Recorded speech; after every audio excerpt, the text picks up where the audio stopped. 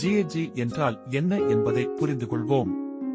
GHG என்றால் green house cases, அதாவது பைங்குடில் carbon di oxide, methane மற்றும் நைட்ரஸ் ஆக்சைடு போன்ற வாயுக்கள் பூமியின் வளிமண்டலத்தில் வெப்பத்தை சிக்க வைக்கின்றன.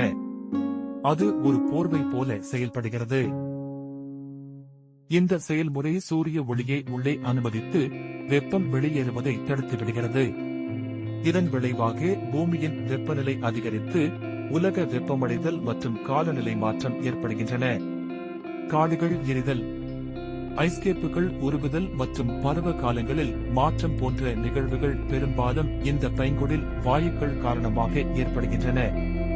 உங்களுக்கு தெரியுமா, 2024ஆம் ஆண்டில் உலக உமிழ்வு ஒரு அதிர்ச்சியூட்டும் 57 ஜிகாடன்களாக உயர்ந்துள்ளது.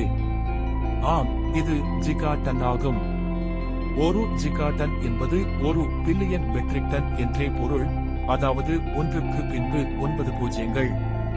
இப்போது பார்ப்போம் யார் எவ்வளவு மாசுபடுத்துகிறார்கள் என்பதை UN எமிஷன்ஸ் கேப் ரிப்போர்ட் 2024 அடிப்படையில்.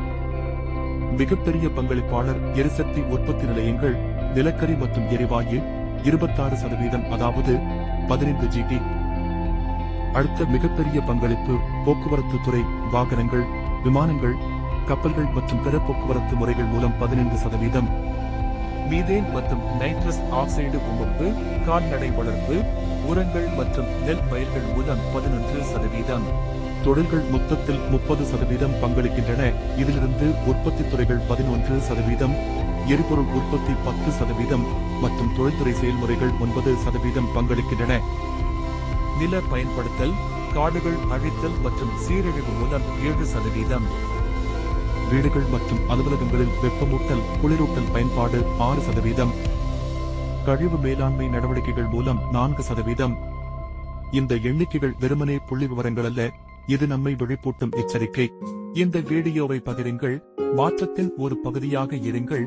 மேலும் சுயநிலைத்தன்மை மற்றும் சுற்றுச்சூழல் தொடர்பான தகவல்களுக்கு எங்களை பின்தொடருங்கள்.